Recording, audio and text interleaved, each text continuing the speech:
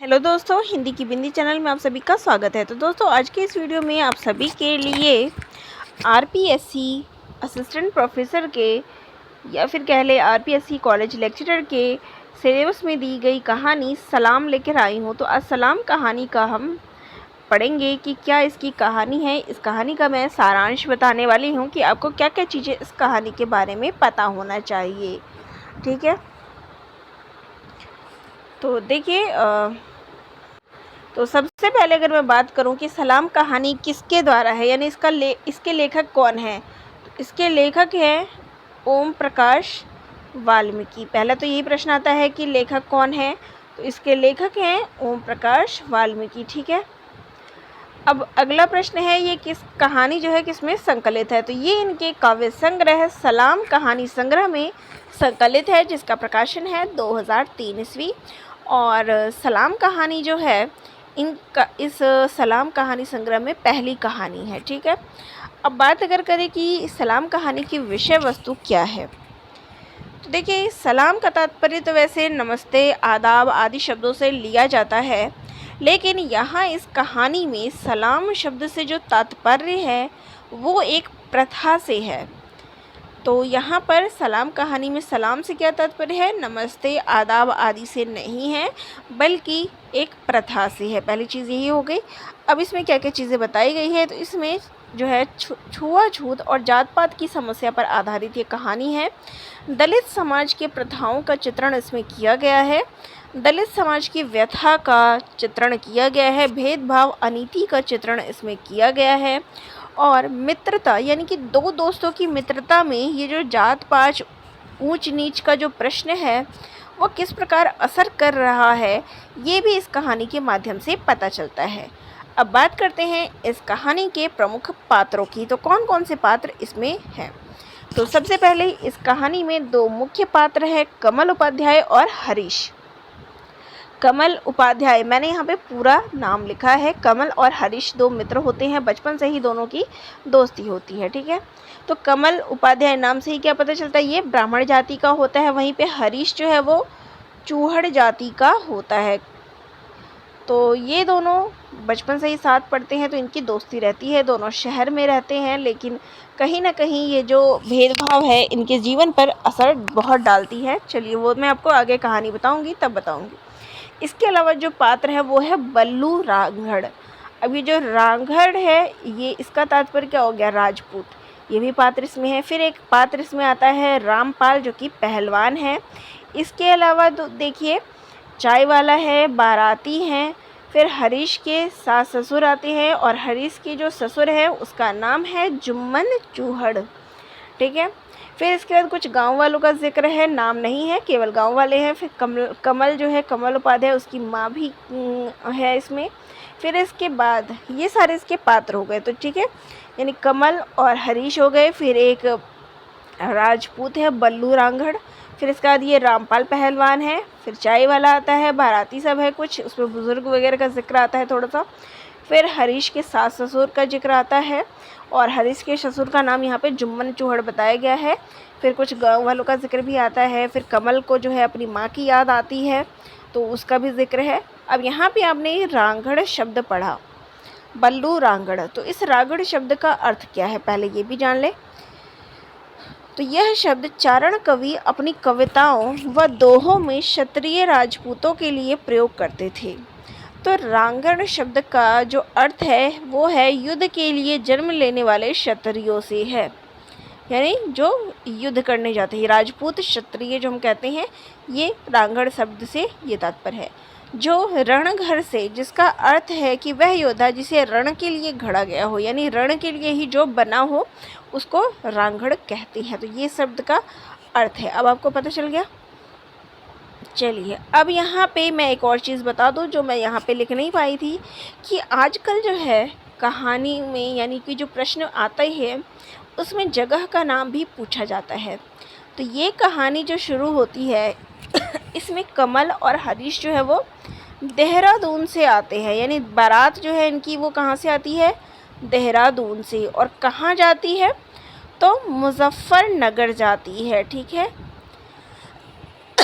Sorry, Muzaffarnagar जाती है। ठीक है, तो ये दोनों जगह का नाम ध्यान में रखिएगा कि बारात उनकी देहरादून से आती है और मुजफ्फरनगर को जाती है। तो इन स्थानों का यहाँ पे जिक्र हुआ है। अब बात करते हैं इसके कुछ महत्वपूर्ण बिंदु यानी कि इसकी कहानी के ऊपर कि इसमें क्या क्या चीज़ें दिखाई गई है। तो पहली चीज़ जो इसमें दिखाई गई है वो है हरीश और कमल की मित्रता। तो यानी कि हरीश जो उच्च जाति का होते हुए भी एक निम्न वर्ग की जाति का जो है उसका मित्र होता है। उनकी ज़िंदगी में यानी कि जो ये परेशानियाँ होती है, ऊंच नीच भेदभाव जात पात का, वो भी बहुत आता है। यानी उनको उनकी मित्रता को रोकने का प्रयास किया जाता है, लेकिन फिर भी वो दोनों मित्र ही रहते हैं। यानी बचपन से लेकर आगे तक उनकी मित्रता जारी ही रहती है। इसके बाद जो कहानी का सीन शुरू होता है वो होता है कमल का हरीश की शादी में जाना।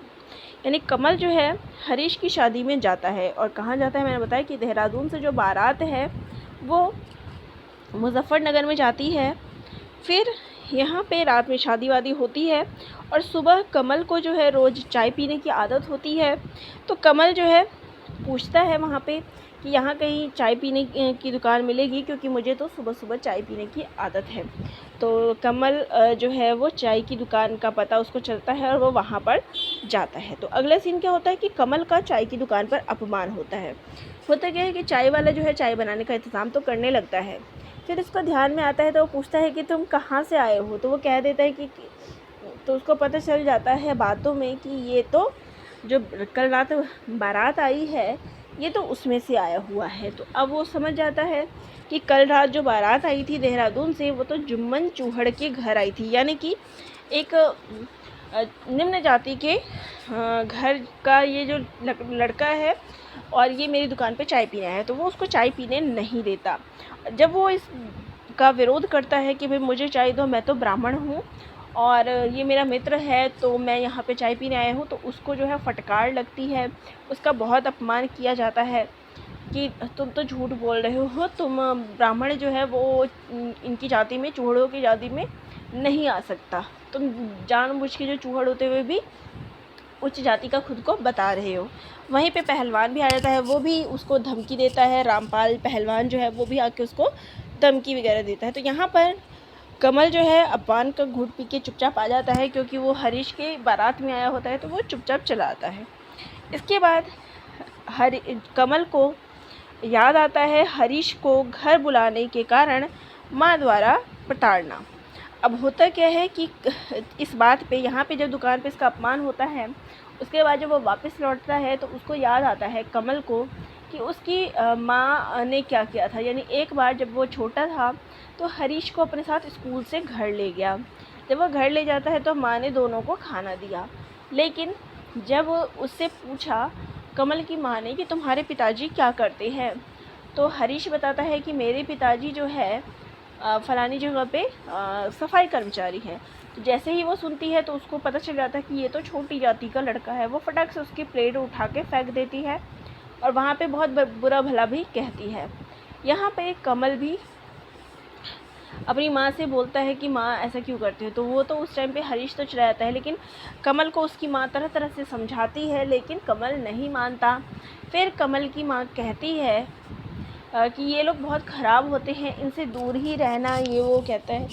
तो कमल जो है अपनी माँ से यही प्रश्न करता है कि क्या माँ तुम आज तक इनके घर पे गई हो जो तुम ये कह सकती हो कि ये लोग बुरे होते हैं। तो कमल की माँ कुछ नहीं उत्तर देती, केवल उसका मुंह देखने लग जाती है। इसके बाद होता क्या है कि वो अलग से 2 बर्तन रख देती है। जब भी हरीश आता था तो वो उसको उसी बर्तन में देती थी खाना। और ये बात कमल ने जो है हरीश से छुपा रखी थी। तो उसको लगता है कि वो अपने मित्र से धोखा दे रहा है। यानी ये जो भेदभाव है वो निरंतर चला ही आ रहा है। तो ये एक सीन है। इसके बाद क्या होता है, तो रांगड़ों द्वारा दलितों को सलाम की। इसके बाद जो है सलाम रस्म निभाने के लिए धमकाना, हरीश का सलाम की रस्म का विरोध करना। तो इसके बाद क्या होता है, कमल और हरीश जो है बात कर रहे होते, तभी उनके सास ससुर आते हैं और हरीश के सास ससुर आते हैं और कहते हैं कि वहाँ जो है एक प्रथा थी सलाम की। अब ये सलाम की क्या थी कि जिस भी चूहड़ कह लें या फिर कह लें निम्न जाति की, तो निम्न जाति के लोग का जब भी विवाह होता था तो वो अपने बेटी दामाद को लेकर घर घर सलाम के लिए जाते थे। और सलाम मीन्स ये जो रांगड़ होते थे, राजपूत होते थे, इनके घर में ये सलाम के लिए जाते थे। बदले में जो राजपूत लोग होते थे उनको कुछ अनाज, कपड़े लत्ते आदि दे देते थे। तो यही रिवाज चला आ रहा था बरसों से। लेकिन यहाँ पे क्या हुआ कि हरीश ने साफ ही इनकार कर दिया कि वो ये रस्म नहीं निभाएगा, वो ये सलाम की रस्म नहीं निभाएगा। तो रांगड़ों द्वारा जो है दलितों को सलाम की रस्म निभाने के लिए धमकाना। तो ये जो रांगड़ होता है, बल्लू रांगड़, वो यहाँ पे आता भी है हरीश के घर पे, और हरीश के ससुराल वाला ये जुम्मन चूहड़ है वहाँ उसके पास आता है और कहता है कि अब आपको जो है अपने दामाद को भेजना है कि नहीं भेजना है सलाम करने के लिए। हमने सारा कपड़ा लत्ता अनाज निकाल के रखा हुआ है, हमारी औरतों ने, कब जाएगा आपका जमाई। तो वो कहते हैं कि आप मेरी बेटी को चुपचाप विदा होने दो, कुछ भी मत करो, ये मना कर रहा है। तो वो लोग बहुत इसको धमकाते हैं कि पुराने रीति रिवाज को तुम्हारा शहर में पढ़ने लग गया है, पढ़ाया है तुमने इसको बाहर में, तो ये अब रिवाज नहीं निभाएगा। तो हरीश जो है ये सलाम के रस्म का विरोध करता है और नहीं जाता। यहाँ पर दलित समाज का जो है यथार्थ सामने आता है कि किस प्रकार जो है उनको उच्च वर्ग द्वारा जो है यातना जो है कह सकते हैं, ज़बरदस्ती का ये सलाम की प्रथा कि उसको करनी ही करनी है चाहे तुम्हारी मर्ज़ी हो ना हो। तो यहाँ पे हरीश और कमल जब वो नहीं गया, हरीश जो है सलाम की रस्म निभाने नहीं गया, तो दोनों शांति से खटिए पे बैठे रहते हैं कि एक आत्मविश्वास तो दोनों के मन में रहता है कि ये पुरानी प्रथा को हमने मना कर दिया। लेकिन ठीक उसी समय पे एक बच्चा होता है 10-15 साल का, दलित का ही बच्चा होता है।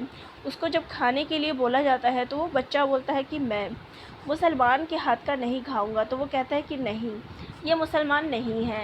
यानी कि वहाँ पे जो भोज भात में जो रोटी बना रहा था, तो बच्चा ये कह रहा था कि वो रोटी बनाने वाला मुसलमान है और मैं मुसलमान के हाथ का नहीं खाऊंगा। अब यहाँ पे हरीश और कमल, जिनके मन में जो अभी ये सोच रहे थे कि कहाँ हम इस सलाम के रिवाज को, यानी कि जो एक प्रथा है उसको हम ख़त्म करने वाले हैं, ये अब नहीं निभाई जाएगी, वहीं पर जब वो उस बच्चे के मुख से सुनता है कि ये जो मुसलमान है उसके हाथ से मैं नहीं खाऊंगा, ये नहीं खाऊंगा ऐसे बच्चे की ज़िद, तो फिर से वो कहीं ना कहीं ये जो भेदभाव, ऊंच नीच का जो चीज़ है, उनके मन में फिर वो विश्वास जो है टूट जाता है। तो ये कहानी एक वास्तविक यथार्थ को जो है उजागर करती है कि एक तरफ कहाँ दलित समाज के द्वारा ये सलाम की प्रथा, ये जो राजपूत आदि थे जो उच्च जाति के थे उनको सलाम करने की प्रथा उनको निभानी है, तो वहीं दलितों द्वारा मुसलमान से घृणा, ये चीज़ भी इसमें दिखाई गई है। तो वाकई बहुत अच्छे ढंग से जो है लेखक के द्वारा जो है इसमें दलित समाज के जीवन का आईना दर्शाया गया है। अब यहाँ पे एक और चीज़ देख सकते हैं कि सलाम कहानी संग्रह में कुल 14 कहानियाँ हैं, ये भी महत्वपूर्ण है। तो इसमें कौन कौन सी कहानियाँ हैं, तो सलाम, बिरम की बहू, 25 चौका 150, ये सब इसकी चर्चित कहानियाँ हैं। और सभी की सभी कहानियाँ जो है उपेक्षित और वंचित दलित जीवन के पक्षों को उजागर करती है। इस कहानी संग्रह की पहली कहानी क्या है, सलाम उस सामंतवादी सोच और व्यवस्था के खिलाफ है जो बरसों बरस से चली आ रही है। यानी ये जो सलाम प्रथा है उसको ख़त्म करने की बात जो है इस कहानी के माध्यम से बताई गई है। तो चलिए आप सभी को ये कहानी कैसी लगी, ये व्याख्या जो है, ये सारांश जो है आपको इस कहानी का कैसा लगा, जो भी महत्वपूर्ण चीज़ें थी मैंने आप सभी को इसमें बता दी। तो वीडियो अगर अच्छी लगी हो तो चैनल को लाइक, शेयर और सब्सक्राइब करिएगा और अपने प्यारे प्यारे कमेंट्स भी ज़रूर करिएगा ताकि मुझे भी पता चल सके कि आपको मेरे द्वारा बनाई गई वीडियो कैसी लगती है। धन्यवाद।